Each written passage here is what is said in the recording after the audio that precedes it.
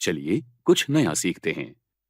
इस एक्टिविटी में आप सीखेंगे स्पेलिंग और ग्रामर एरर्स चेक करना, थेसॉरस टूल की मदद से लैंग्वेज इंप्रूव करना, डिसेबल लोगों के लिए डॉक्यूमेंट एक्सेसिबल करना, विविध भाषा में टेक्स्ट ट्रांसलेट करना, डॉक्यूमेंट रिव्यू करने के लिए कमेंट्स का इस्तेमाल करना, प्रेजेंटेशन के विविध वर्जन्स कंपेयर करना और प्रेजेंटेशन को इंक्ड एनोटेशंस ऐड करना।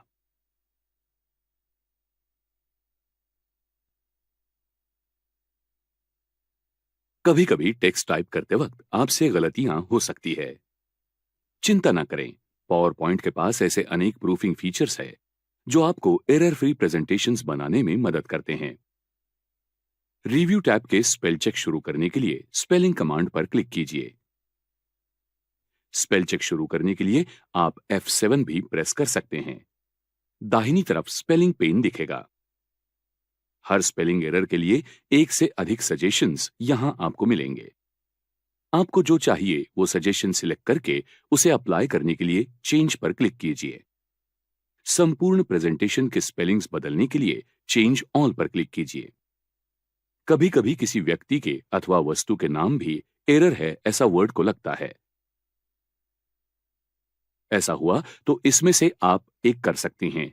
एक बार ही सजेशन इग्नोर करने के लिए इग्नोर वंस ऑप्शन पर क्लिक कीजिए। तो बाकी सब सजेशन भी इग्नोर करने हैं तो इग्नोर ऑल क्लिक कीजिए। वर्ड डिक्शनरी में आपका शब्द ऐड करने के लिए ऐड क्लिक कीजिए, जिससे वो फिर एरर नहीं दिखाएगा। जब तक सभी स्लाइड्स चेक नहीं होते तब तक पावर पॉइंट प्रेजेंटेशन के हर स्पेलिंग एरर खोजेगा। आखिरी एरर भी चेक हो गया तो एक मैसेज बॉक्स दिखाता है जिसमें स्पेलिंग चेक कंप्लीट हुआ ये कंफर्म किया जाता है। वो बॉक्स क्लोज करने के लिए ओके क्लिक कीजिए। थिसॉरस कमांड आपको प्रेजेंटेशन में इस्तेमाल किए हुए शब्द को पर्यायी समानार्थी शब्द खोजने में मदद करेगा। शब्द सिलेक्ट कीजिए और थिसॉरस क्लिक कीजिए अथवा शिफ्ट प्लस F7 प्रेस कीजिए। दाहिनी तरफ थिसॉरस पेन दिखता है जिसका अर्थ पर्यायी शब्द की लिस्ट होता है। किसी भी शब्द के सामने डाउन एरो क्लिक कीजिए और जो चाहिए वो ऑप्शन चुनिए। चेक एक्सेसिबिलिटी कमांड ये विजुअली इंपेयर्ड इंडिविजुअल्स के लिए इस्तेमाल की जाती है जो स्क्रीन रीडर्स इस्तेमाल करते हैं अथवा टेक्स्ट को अलाउड पढ़ने वाले सॉफ्टवेयर्स इस्तेमाल करते हैं। इसके लिए आपको प्रेजेंटेशन के कुछ बातों की जानकारी देने वाले ऑल्टरनेट टेक्स्ट एंटर करने पड़ेंगे, उदाहरणार्थ इमेजेस, ग्राफिक्स आदि। चेक एक्सेसिबिलिटी कमांड क्लिक कीजिए। एक्सेसिबिलिटी चेकर पेन दाहिनी तरफ दिखेगा। पेन के ऊपर के हिस्से में इंस्पेक्शन रिजल्ट्स के नीचे एरर्स और वार्निंग्स दिखती है। आप जब कोई भी एरर क्लिक करते हैं तब आपको दिखता है कि वो एरर क्यों और कैसे फिक्स करेंगे। इसकी जानकारी एडिशनल इंफॉर्मेशन बॉक्स में दिखती है। एरर के पास का डाउन एरो क्लिक कीजिए। वहां दिए हुए रिकमेंडेड एक्शन में से एक एक्शन आप इंप्लीमेंट कर सकते हैं अथवा बाकी सजेशंस भी इंप्लीमेंट कर सकते हैं। लिस्ट से सभी एक्सेसिबिलिटी इश्यूज फिक्स करने पर एक्सेसिबिलिटी पेन में नोटिफिकेशन आ जाता है जिसमें कोई भी एक्सेसिबिलिटी इशू नहीं मिला ऐसे लिखा हुआ होता है। पेन से बाहर आने के लिए क्लोज क्लिक कीजिए।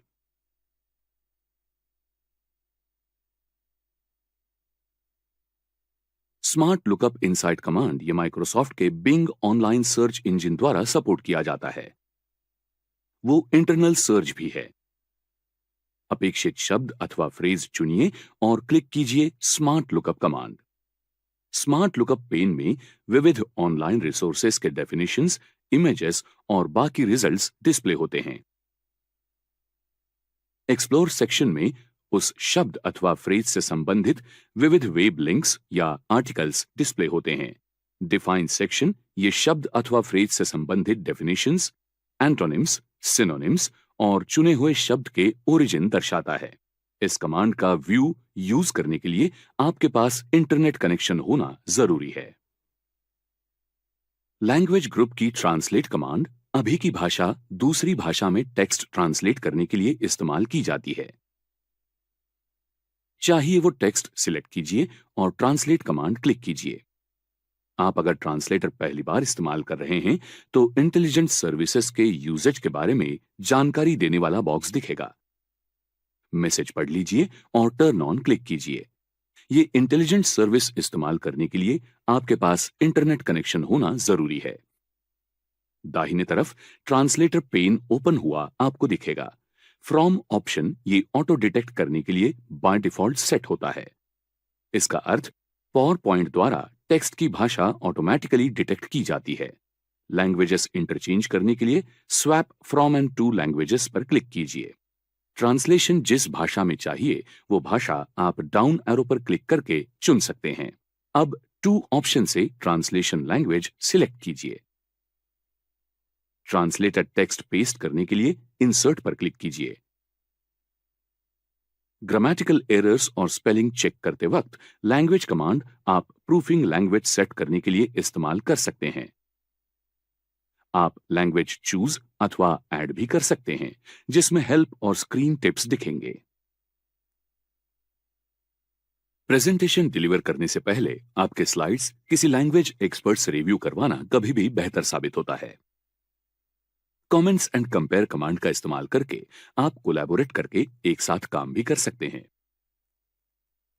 प्रेजेंटेशन रिवाइज करते वक्त आपको नोट्स अथवा कमेंट्स ऐड करनी पड़ सकती है, जो प्रेजेंटेशन ऑथर अथवा बाकी रिव्यूअर्स को स्लाइड कंटेंट में बदलाव न करते पढ़ने आ जाए। ये कैसे करें, आइए देखते हैं। आपको कमेंट जहां दिखनी चाहिए वो ऑब्जेक्ट, एरिया अथवा टेक्स्ट सिलेक्ट कीजिए। फिर न्यू कमेंट कमांड पर क्लिक कीजिए। अब दाहिनी तरफ कमेंट्स पेन दिखेगा। बॉक्स में आपके कमेंट्स टाइप कीजिए और एंटर प्रेस कीजिए। एडिट कमेंट की जगह स्लाइड में एक छोटा आइकॉन दिखेगा। शो कमेंट्स कमांड स्लाइड के सभी कमेंट्स की लिस्ट एक ही जगह डिस्प्ले करती है। यहां आपको दिखेगा कि प्रेजेंटेशन के ऑथर ने कमेंट इंसर्ट की है। इस कमेंट को रिस्पॉन्ड करने के लिए रिप्लाई पर क्लिक करके आपको चाहिए वो टेक्स्ट टाइप कीजिए। अब आपको कमेंट एडिट करनी है तो कमेंट सिलेक्ट कीजिए और जो चाहिए वो टेक्स्ट टाइप कीजिए। एंटर प्रेस कीजिए अथवा कमेंट बॉक्स के बाहर क्लिक कीजिए। चेंज किए हुए टेक्स्ट के साथ कमेंट अपडेट होगी। प्रीवियस और नेक्स्ट कमांड्स आपको पीछे की अथवा आगे की स्लाइड पर जंप करने के लिए मदद करती है। आपको कमेंट डिलीट करनी है तो कमेंट सिलेक्ट कीजिए और डिलीट कमांड प्रेस कीजिए। बाकी डिलीटिंग ऑप्शंस देखने के लिए डाउन एरो क्लिक कीजिए।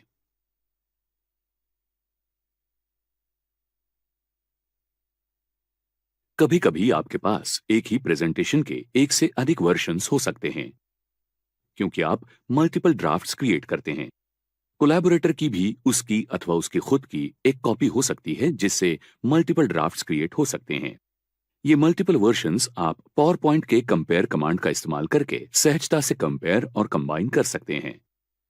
फाइनल वर्जन में समाविष्ट करने के बदलाव तय करने के लिए मदद करने के लिए एक ही प्रेजेंटेशन के दो वर्जन्स के बीच का फर्क पहचानने में यह कमांड मदद करती है।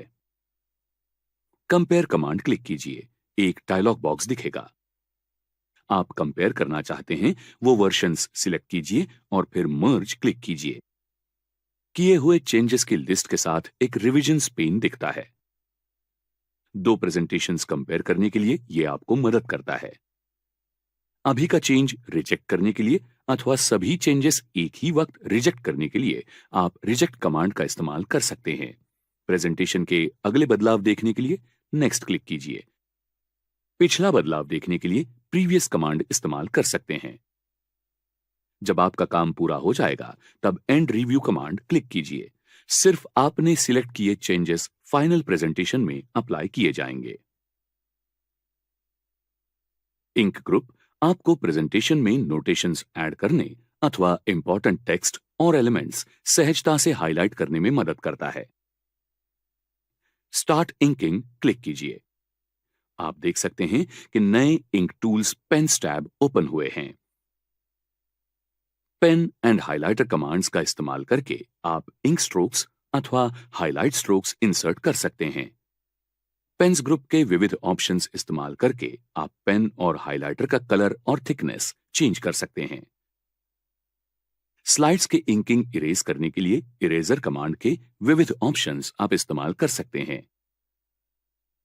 लिंक किए हुए ऑब्जेक्ट सिलेक्ट करने के लिए लासो सिलेक्ट कमांड इस्तेमाल कीजिए और उन्हें दूसरे ऑब्जेक्ट से जोड़ने के लिए इन शॉर्टकट कीज का इस्तेमाल कीजिए। इंक, शेप्स और बाकी टेक्स्ट एरिया ये ऑब्जेक्ट्स सिलेक्ट करने के लिए सिलेक्ट ऑब्जेक्ट्स कमांड इस्तेमाल कीजिए। और एक इंटरेस्टिंग फीचर यानी इंक टू शेप फीचर है। वो ऑटोमेटिकली इंक ड्राइंग शेप में कन्वर्ट करता है। स्लाइड को आपका इंकिंग पूरा होने पर स्टॉप इंकिंग कमांड क्लिक कीजिए। स्लाइड शो के दरमियान भी आप स्लाइड पर हुए इंकिंग देख सकते हैं। रिव्यू टैब पर वापस जाइए। हाइड इंक कमांड इंक को सिर्फ हाइड करेगा, डिलीट नहीं। इंक फिर से विजिबल करने के लिए फिर से हाइड इंक कमांड पर क्लिक कीजिए।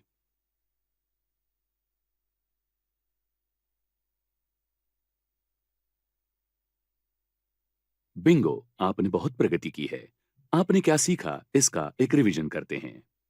स्पेलिंग और ग्रामर एरर्स चेक करना, थेसॉरस टूल की मदद से लैंग्वेज इंप्रूव करना, डिसेबल लोगों के लिए डॉक्यूमेंट एक्सेसिबल करना, विविध भाषा में टेक्स्ट ट्रांसलेट करना, डॉक्यूमेंट रिव्यू करने के लिए कमेंट्स का इस्तेमाल करना, प्रेजेंटेशन के विविध वर्जन्स कंपेयर करना और प्रेजेंटेशन को इंक्ड एनोटेशंस ऐड करना।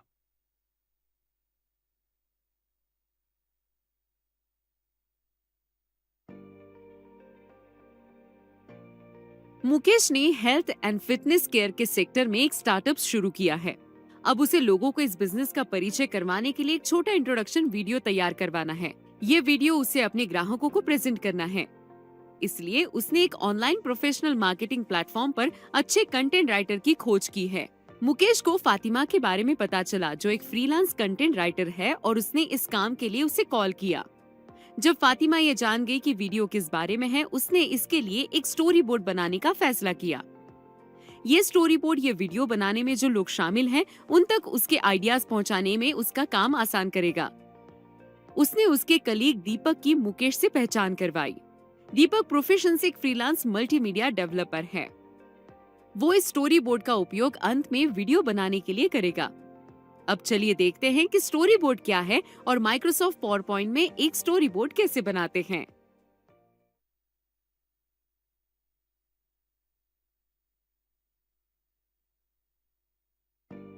इस एक्टिविटी के बाद आप ये चीजें जान जाएंगे।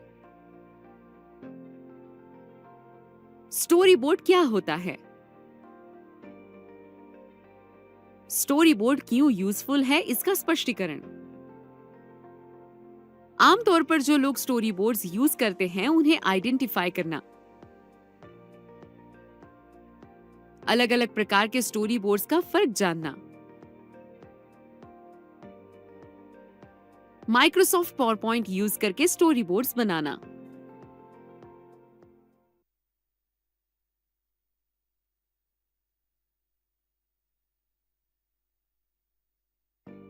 स्टोरी बोर्ड क्या है? स्टोरी बोर्ड टेक्स्ट और ग्राफिक्स का एक ऑर्गेनाइजर है जो आपको स्क्रीन बाय स्क्रीन ये बताएगा कि आपका वीडियो आखिर में कैसा दिखेगा। इससे कंटेंट राइटर को कंटेंट डेवलपर तक अपने आइडियाज पहुंचाने में मदद होती है। ये इमेजेस और इलस्ट्रेशंस के साथ रिलेटेड इंस्ट्रक्शंस और डायलॉग के माध्यम से किया जाता है। एक स्टोरी बोर्ड फाइनल आउटपुट का एक बेसिक स्ट्रक्चर दिखाता है। कभी कभी ये पूरी तरह टेक्स्ट बेस्ड होते हैं, पर उसमें वीडियो में जो विजुअल्स यूज होते हैं उनका डिटेल डिस्क्रिप्शन होता है।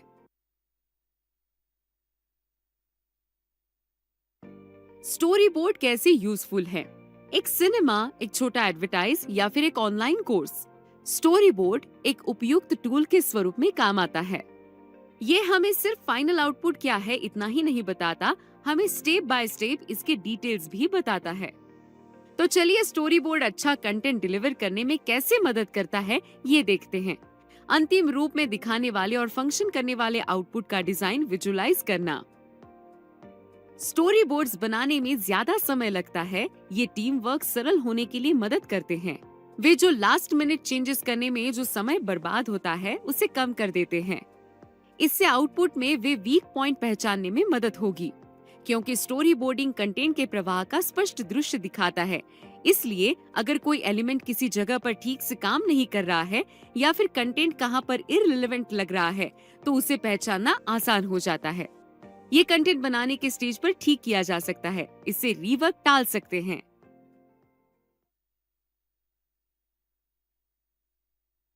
स्टोरी बोर्ड कौन यूज करता है? कोई भी जिसके प्रोफेशन में किसी भी प्रकार का ग्राफिक वीडियो आउटपुट बनाना शामिल है, जैसे कि फिल्में, लर्निंग वीडियोस, वीडियो एडवर्टाइज, वे और कई सारे लोग स्टोरी बोर्ड्स यूज कर सकते हैं। इसका ज्यादातर उपयोग फिल्म और मीडिया इंडस्ट्री में होता है। आजकल लर्निंग प्लेटफॉर्म्स की तेजी चल रही है। स्टोरी बोर्ड्स यंग और अडल्ट लर्नर्स के लिए ऑनलाइन कंटेंट बनाने के लिए भी किया जाता है।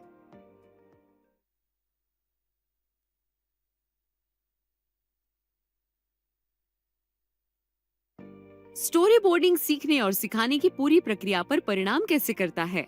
स्टोरी बोर्ड्स कोर्स बनाने वाले लोगों के लिए योजनाबद्ध और प्रभावी कंटेंट बनाना आसान करता है। स्टोरी बोर्ड्स टीम के दूसरे लोगों को स्पष्टता से दिखा सकता है कि कंटेंट राइटर क्या बताना चाहता है या उसके मन में क्या है। इससे आउटपुट में या डेवलपमेंट के बाद रिवर्क नहीं करना पड़ता।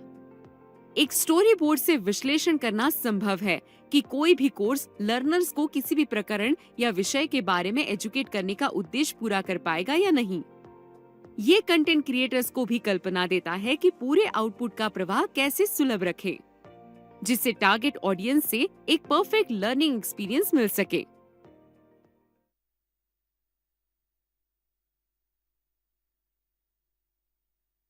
How can storyboarding be connected to lesson planning? Storyboards can also be useful when a teacher plans to teach a topic in the form of storytelling. Teaching through storytelling also improves the retention power of the students. Storyboards can be used in such cases for developing the story step by step during the lesson planning stage. Story boarding की best practices क्या है? चलिए story boarding की सबसे best practices देखते हैं। E learning content के लिए स्मार्ट और यूजफुल स्टोरी बोर्ड्स डिलीवर करना, आपके वीडियो या कोर्स का आउटपुट निर्माण करने का उद्देश्य जानना, आपकी आवश्यकता अनुसार स्टोरी बोर्ड टेम्पलेट बनाना। आप उपलब्ध ऑनलाइन टेम्पलेट्स में से कोई भी एक टेम्पलेट चुन सकते हैं। आपका स्टोरी बोर्ड बनाते समय इनमें से किसी भी ई लर्निंग मॉडल को चुन के उसके अनुसार काम करें। ई लर्निंग के अलग अलग मॉडल्स में समाविष्ट है एडी मॉडल, ब्लूम्स टैक्सोनॉमी, गैनियस की 9 events of instruction, the action mapping process आदि शामिल हैं।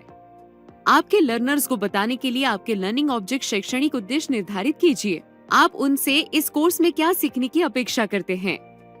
असेसमेंट और फीडबैक के लिए एक आउटलाइन बनाइए। उसी के साथ लर्नर्स का असेसमेंट क्राइटेरिया निश्चित कीजिए। ये योजना आपने जो लर्नर्स को लर्निंग ऑब्जेक्टिव बताए हैं उन पर निर्भर होगी। स्टोरी बोर्ड पूरा होने के बाद उसका पूरा रिव्यू कीजिए। फिल्म में एडवर्टाइज बनाने के उद्देश्य से स्टोरी बोर्डिंग करने के ब्रॉड स्टेप्स आगे दिए गए हैं। हर सीन के लिए जो भी शॉट्स लेने की अपेक्षा है उनकी एक सूची बनाइए। शूट के दौरान शॉट प्रभावी होने के लिए जिन अलग अलग कैमरा एंगल्स का उपयोग होने वाला है उनकी सूची बनाइए। शॉट्स कैसे आगे बढ़ेंगे इसका एक रफ स्केच बनाइए। इससे आपको आपके मन में सीन का जो स्वरूप है उसका वर्णन टीम को करने में मदद होगी, जैसे कि कैमरामैन जो आपको ये करने के लिए मदद करेगा। आपके स्टोरी बोर्ड में सभी मोशन एलिमेंट्स बताए गए हैं ये निश्चित कीजिए। इससे इसमें जो इमेजेस है वह बाद में आसानी से एनिमेटेड एक्सपीरियंस में ट्रांसफॉर्म हो जाएगी। जिस जानकारी से टीम विचलित हो सकती है उनके ज्यादा गहराई में न जाने का ध्यान रखिए। सीन के सभी घटकों की एक सामान्य आउटलाइन बनाइए।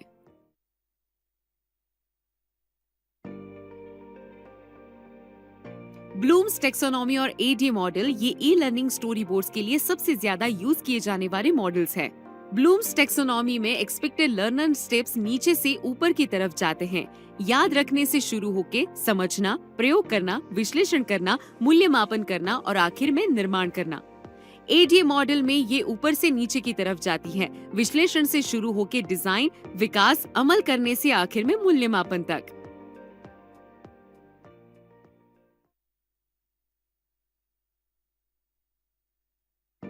What are the common mistakes one should avoid while storyboarding? Some of the most common mistakes that are to be avoided during storyboarding are these. Inserting too much content at one place. Many learners tend to have a short attention span, so keep the content brief and crisp for maximum impact. Using graphics or videos that are not relevant. The main purpose of the storyboard is to effectively convey the kind of visuals to be used for a particular content. Therefore, using relevant visuals can be misleading to the other team members as well as the learners. Making use of a long narrative as voiceover. A long and winding narrative for voiceover bores the audience. It is better to shorten the sentences and ensure that they are well expressed in the output. Missing out on the note to developers. Unless you communicate your ideas clearly to the video or course developers, the purpose of a storyboard is defeated. Leave notes for the developers in your storyboard wherever necessary. Storyboard कौन-कौन से प्रकार के होते हैं? Storyboard अनेक प्रकार के होते हैं। लिखा हुआ स्टोरीबोर्ड। यहाँ विजुअल्स के बारे में जो नोट्स होते हैं वे टेक्स्ट या संवाद के बाजू में दिए जाते हैं ताकि सीन या आउटपुट आखिर कैसा दिखे ये दिखाने के लिए। ट्रेडिशनल स्टोरीबोर्ड, यहाँ एक संबंधित ऑडियो स्क्रिप्ट के साथ एक रफ स्केच दिया जाता है। ये हर सीन कैसे प्ले आउट होगा इसकी सूचनाओं के साथ आता है। ये एक प्रकार का विजुअल स्टोरीबोर्ड है।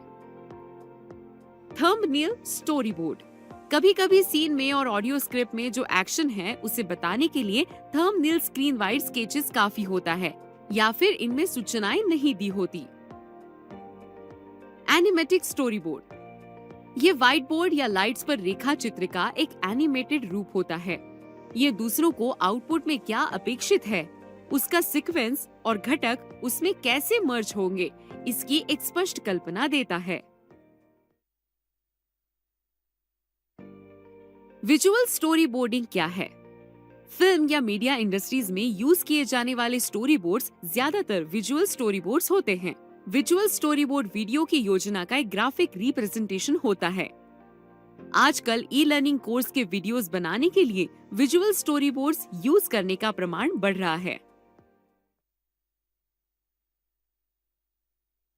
स्टोरी बोर्ड्स बनाने के लिए कौन से ऑनलाइन टूल्स यूज किए जा सकते हैं? स्टोरी बोर्ड्स बनाने के लिए कुछ ऑनलाइन टूल्स आगे दिए गए हैं। इसमें है Microsoft word, Microsoft PowerPoint, office 365, Google slides और कैनवा। www.template.net पर भी स्टोरी बोर्ड्स के टेम्पलेट्स आपको मिल सकते हैं। माइक्रोसॉफ्ट पावरपॉइंट में एक सिंपल स्टोरी बोर्ड कैसे बना सकते हैं? चलिए माइक्रोसॉफ्ट पावरपॉइंट में एक स्टोरी बोर्ड बनाते हैं। आपको पता होगा कि माइक्रोसॉफ्ट उनके यूजर्स को ऑनलाइन टेम्पलेट्स देता है। इस वेबसाइट पर टेम्पलेट्स ब्राउज करने के लिए सर्च बार में रेलेवेंट टर्म्स लिखिए और देखिए कि टेम्पलेट ऑनलाइन अवेलेबल है या नहीं। सर्च आइकॉन दबाइए। चूज करने के लिए कौन सी ऑप्शंस अवेलेबल है ये देखिए। एक आइकॉन पर क्लिक करके उसके अंदर देखते हैं। ओपन इन ब्राउजर पर क्लिक कीजिए। आप देख सकते हैं कि ये एक अच्छी तरह बनाई हुई स्टोरी बोर्ड टेम्पलेट है। अगर ऑनलाइन वर्जन आपकी जरूरत से मैच करता है तो आप वो यूज कर सकते हैं। फिलहाल हम एक ब्लैंक पावरपॉइंट फाइल में स्टोरी बोर्ड बनाते हैं। एक ब्लैंक पीपीटी में आपको स्क्रीन के राइट साइड में रिलेवेंट डिजाइनर ऑप्शंस मिलेंगे। स्क्रॉल डाउन करके देखिए कि आपके लिए कौन से ऑप्शंस अवेलेबल हैं। चलिए स्टोरी बोर्ड की कवर या टाइटल स्लाइड बनाने के लिए शुरुआत करते हैं। टेक्स्ट बॉक्स सिलेक्ट करके उसमें टाइटल लिखिए। टेक्स्ट सिलेक्ट करके टूल बार से फॉन्ट स्टाइल फॉर्मेट कीजिए। आपके जरूरत के अनुसार फॉन्ट कलर बदलिए। टेक्स्ट एंटर करने के बाद अगर आपको लगता है तो आप स्लाइड का डिजाइन लेआउट बदल सकते हैं। डिजाइनर ऑप्शंस में स्क्रॉल कीजिए और आपके लिए सबसे ज्यादा सुटेबल फॉन्ट चुनिए। क्योंकि स्लाइड का बैकग्राउंड व्हाइट है, इसलिए फॉन्ट के लिए व्हाइट छोड़ के दूसरा कलर चुनिए जिससे टेक्स्ट विजिबल हो जाएगा। अब हम एक डमी स्लाइड बनाते हैं जिससे डेवलपर को इस पर्टिकुलर स्टोरी बोर्ड के लेआउट के बारे में आइडिया मिले। इंसर्ट टैब में जाइए, new slide, drop down option, आपके जरूरत के अनुसार एक ऑप्शन सिलेक्ट कीजिए। स्क्रीन, ये टेक्स्ट स्लाइड्स के दोनों साइड्स पर लिखिए क्योंकि हम यहाँ पर स्लाइड नंबर लिखने वाले हैं। नीचे दिए गए टेक्स्ट बॉक्सेस में इमेज फुटेज या OST वर्ड्स लिखिए। इससे डेवलपर्स को पता चलेगा कि ये वो जगह है जिसका उपयोग आप आपके ऑन स्क्रीन टेक्स्ट के लिए इमेजेस या वीडियोस पेस्ट करने के लिए करेंगे। वर्ड्स कॉपी कीजिए, Ctrl+V दबा के उनको नेक्स्ट टेक्स्ट बॉक्स में पेस्ट कीजिए। उसी तरह नीचे की तरफ सर्च बॉक्सेस के लिए और टेक्स्ट बॉक्सेस हैं, उनके लिए ये दोनों टेक्स्ट बॉक्सेस कॉपी और पेस्ट कीजिए। इनका उपयोग हम स्क्रीन में नैरेटिव इंसर्ट करने के लिए करेंगे। उसी तरह नीचे ऐसे ही दो और टेक्स्ट बॉक्सेस एसेट आईडीज के लिए कॉपी पेस्ट कीजिए। स्लाइड को अच्छी तरह देखने के लिए डिजाइनर पेन क्लोज कीजिए और रिबन स्विच करने के लिए एरो पर क्लिक कीजिए। अब इंसर्ट टैब पर जाइए, शेप्स, एक रेक्टेंगल सिलेक्ट कीजिए। अब शेप को इमेज, फुटेज या OST के लिए जो जगह है वहां पोजीशन कीजिए। शेप का साइज एडजस्ट करने के लिए साइज हैंडल को ड्रैग कीजिए। शेप स्टाइल में जाइए, ड्रॉप डाउन करके एक सही स्टाइल सिलेक्ट कीजिए। इस बॉक्स को कॉपी करके उसी के साइड में दूसरा बॉक्स पेस्ट कीजिए। स्क्रीन नंबर टेक्स्ट बॉक्सेस को सिलेक्ट कीजिए और उनको बाकी स्टोरी बोर्ड्स पर अच्छी तरह पोजीशन कीजिए। हम देख सकते हैं कि इस स्टोरी बोर्ड की हर एक स्लाइड में विजुअल्स और ऑन स्क्रीन टेक्स्ट के लिए 2 स्क्रीन्स होंगे। स्लाइड पे दूसरे शेप्स और टेक्स्ट बॉक्सेस अच्छी तरह पोजीशन कीजिए। स्क्रीन, ये वर्ड स्क्रीन पर जो बाकी टेक्स्ट है उससे कहीं बड़ा लग रहा है। चलिए फॉन्ट ड्रॉप डाउन में जाकर फॉन्ट स्टाइल चेंज करते हैं। उसके बाद font size drop down option में से फॉन्ट के लिए एक छोटी साइज सिलेक्ट कीजिए। अब ये काफी अच्छा लग रहा है। यही प्रोसेस स्क्रीन पर जो दूसरा वर्ड है उसके लिए भी कीजिए। अब इंसर्ट टैब पर जाइए, shapes, rounded rectangle shape select कीजिए।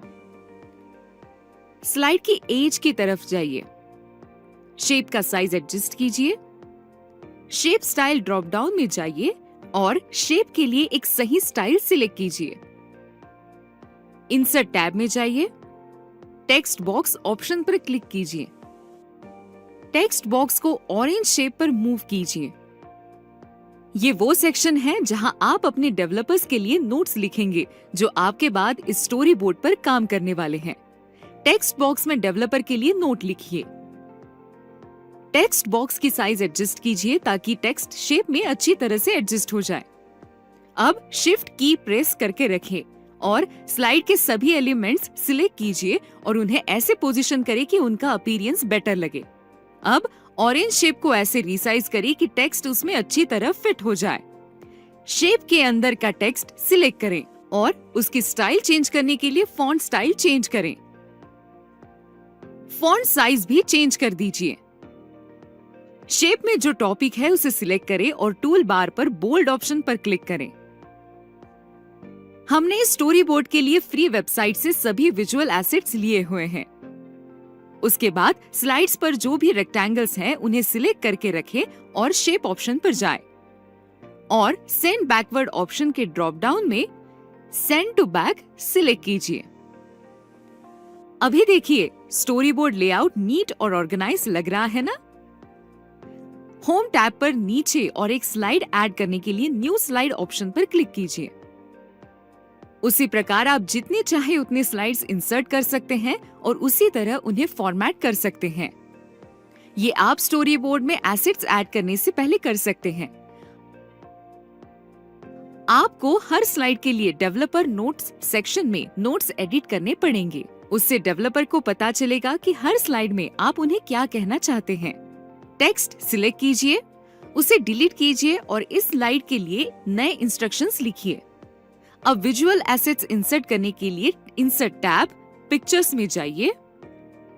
ड्रॉप डाउन ऑप्शन में से आप अपने कंप्यूटर या डिवाइस से पिक्चर्स इंसर्ट कर सकते हैं। आप one drive folders, power point में उपलब्ध स्टॉक इमेजेस में या बिंग पिक्चर्स से भी इमेजेस ले सकते हैं। हमने पहले ही फ्री वेबसाइट से इमेजेस अपनी डिवाइस में सेव कर लिए हैं, इसलिए हम दिस डिवाइस सिलेक्ट करेंगे।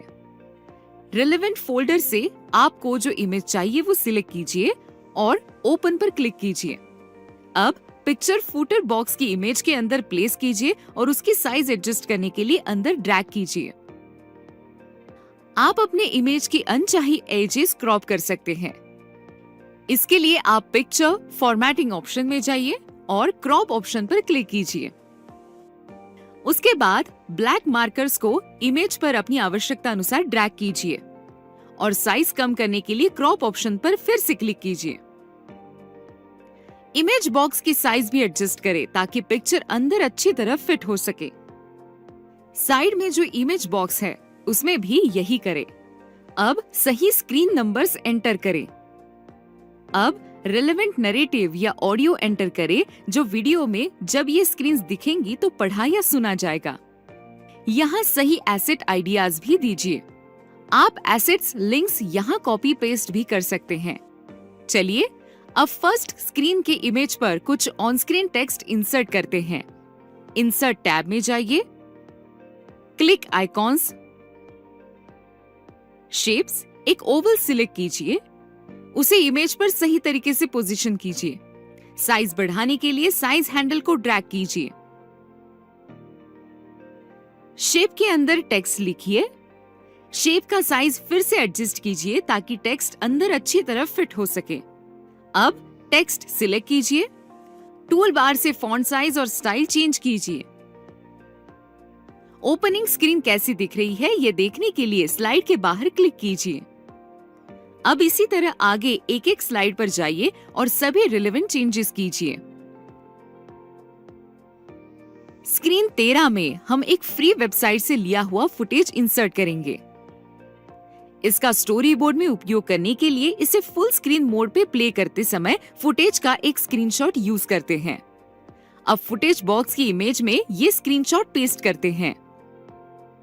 स्क्रीनशॉट बॉक्स के अंदर अच्छे से फिट हो इसलिए उसकी पोजीशन और साइज एडजस्ट करें। आपके कलीग को काम करने के लिए जो भी एलिमेंट्स लगेंगे वे सारे आपने इंसर्ट किए हैं। ये चेक करने के लिए सभी स्लाइड्स अच्छी तरह रिव्यू करें। अगर आपको कुछ चेंजेस करने हैं तो वे अभी कर सकते हैं। जैसे कि हम यहाँ इस ओवल के लिए कुछ कलर्स ट्राई कर रहे हैं और देख रहे हैं कि कौन सा कलर अच्छा लगता है। स्टोरी बोर्ड का रिव्यू और एडिटिंग पूरा होने के बाद टाइटल बार पे जाइए और यहाँ क्लिक कीजिए।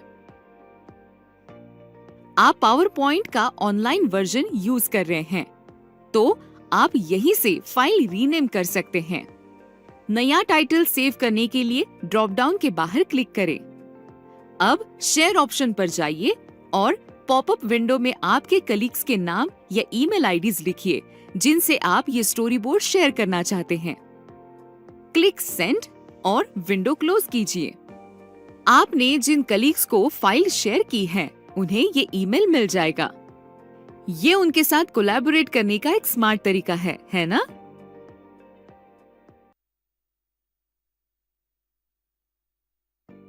अब हम इस कार्य के आखिर में पहुंच गए हैं।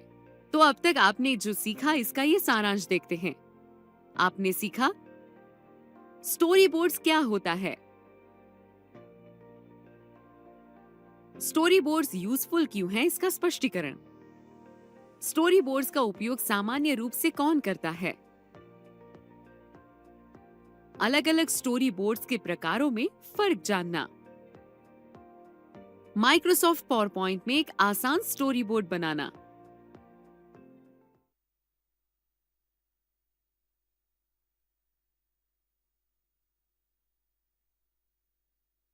फातिमा ने विजुअल स्टोरी बोर्ड का काम पूरा कर दिया है। जिस तरीके से उसने अपनी आइडियाज दीपक तक पहुंचाई उससे दीपक बहुत खुश है। उसने पहले ही उस पर काम करना शुरू किया है। उसे विश्वास है कि मुकेश को ये इंट्रोडक्शन वीडियो बहुत पसंद आएगा।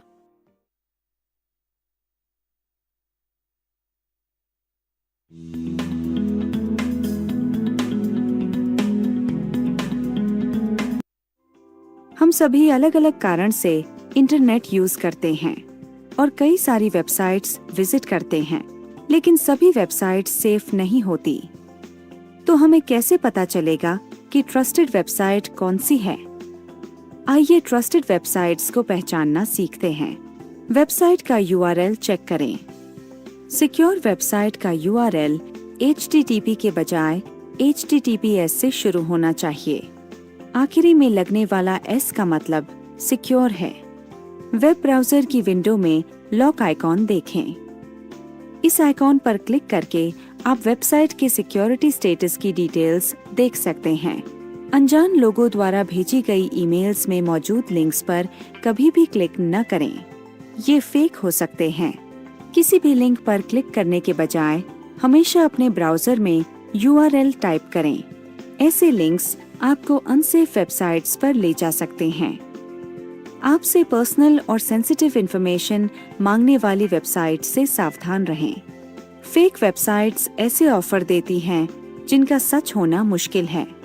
तो जब भी ऐसी वेबसाइट्स खोलें, हमेशा सावधान रहें।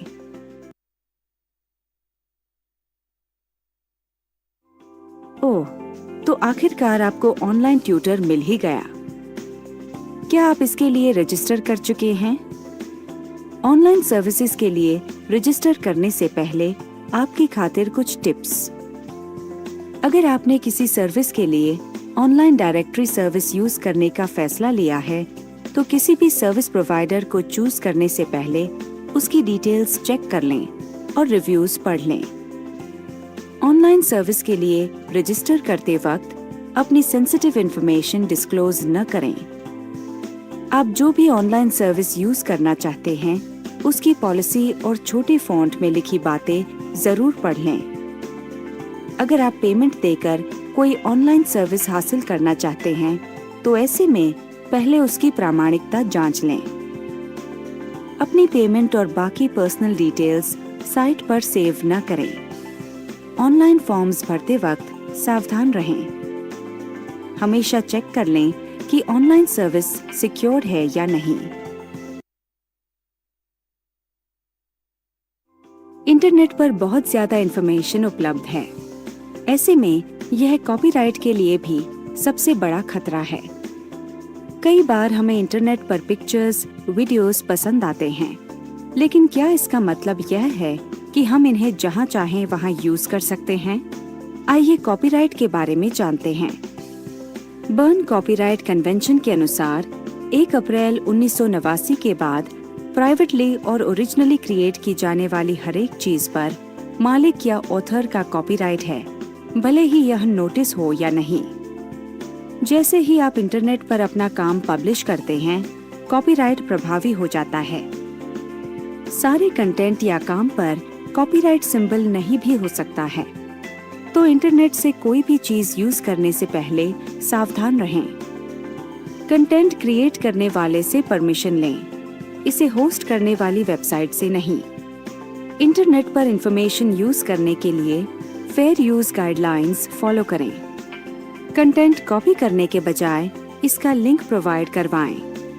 पब्लिक डोमेन में आने वाला कंटेंट आप यूज कर सकते हैं, यानी अगर कंटेंट कॉपीराइट लॉ के तहत नहीं आता या ऑथर या ओनर ने स्पष्ट बता रखा हो कि यह काम या कंटेंट पब्लिक डोमेन में है।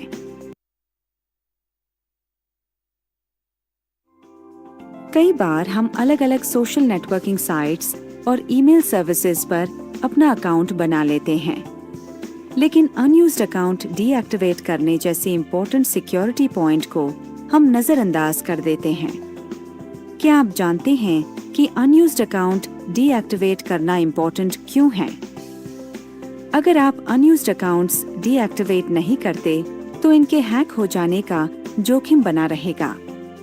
हैकर्स साइबर क्राइम के लिए आपका अकाउंट यूज कर सकते हैं। आपको पता भी नहीं चलेगा और हैकर्स आपका डेटा यूज कर लेंगे। आपको शर्मिंदा करने के लिए आपकी पर्सनल इंफॉर्मेशन भी यूज की जा सकती है। और तो और आपकी आइडेंटिटी चुराई जा सकती है या आपकी रेपुटेशन डैमेज की जा सकती है। कॉर्पोरेट्स को नौकरी छोड़ जा चुके एम्प्लॉइज के अकाउंट तुरंत डीएक्टिवेट कर देने चाहिए। कंपनी का डेटा प्रोटेक्ट करने के लिए यह जरूरी है। किसी भी सोशल नेटवर्किंग साइट या ईमेल सर्विस प्रोवाइडर के साथ अपना अकाउंट बनाते वक्त सभी अकाउंट सेटिंग्स की जानकारी जरूर हासिल कर लें। इनमें से अधिकतर यूजर को अपना अकाउंट डीएक्टिवेट करने की इजाजत देती हैं। अगर आप कोई ऑनलाइन अकाउंट डीएक्टिवेट नहीं कर पा रहे हैं, तो इससे जुड़ी इंफॉर्मेशन ऑनलाइन सर्च कर सकते हैं या सर्विस प्रोवाइडर को अपनी क्वेरी ईमेल भी कर सकते हैं। ऐसी कई सेल्फ हेल्प वेबसाइट्स भी मौजूद हैं जो ऑनलाइन अकाउंट डीएक्टिवेट करने के लिए आपको गाइड कर सकती हैं।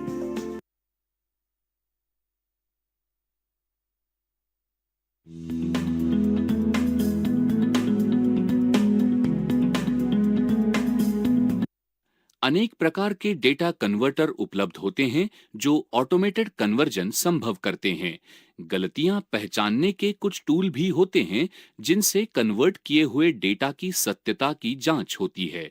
माइक्रोसॉफ्ट वर्ड और एक्सेल जैसे कुछ प्रोग्रामों में कुछ ऐसे प्लगइन होते हैं जिनका उपयोग करके कन्वर्जन की गति को बढ़ाया जा सकता है।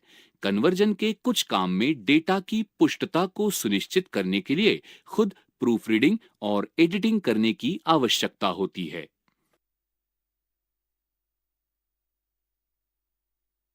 डॉक्यूमेंट को स्कैन कर एक ऐसी विधि है जिसके Listen, अंतर्गत बड़े there's डेटा a good और insurance document pol- good insurance compress किए policy. हुए डिजिटल रूप में रखे Let's जाते ask हैं। AI. इसकी सहायता से आप पुराने policy धुंधले which premium डॉक्यूमेंट payment और is limited, तस्वीरों को but भी provides ऐसे income रूप for में सुरक्षित lifetime. रख सकते हैं LIC जिसके बाद जीवन उत्सव। आपको आगे Wow. उनमें Lifetime कोई celebration. कमी आने की With चिंता LIC's नहीं Jeevan रहेगी। Utsav, your भौतिक future is डॉक्यूमेंट set. के विपरीत स्कैन की हुई फाइलों को स्टोर करना और ढूंढना अधिक आसान होता है।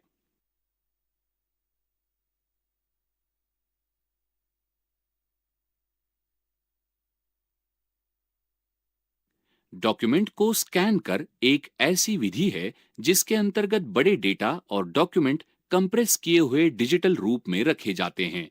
इसकी सहायता से आप पुराने धुंधले डॉक्यूमेंट और तस्वीरों को भी ऐसे रूप में सुरक्षित रख सकते हैं जिसके बाद आपको आगे उनमें कोई कमी आने की चिंता नहीं रहेगी। भौतिक डॉक्यूमेंट के विपरीत स्कैन की हुई फाइलों को स्टोर करना और ढूंढना अधिक आसान होता है।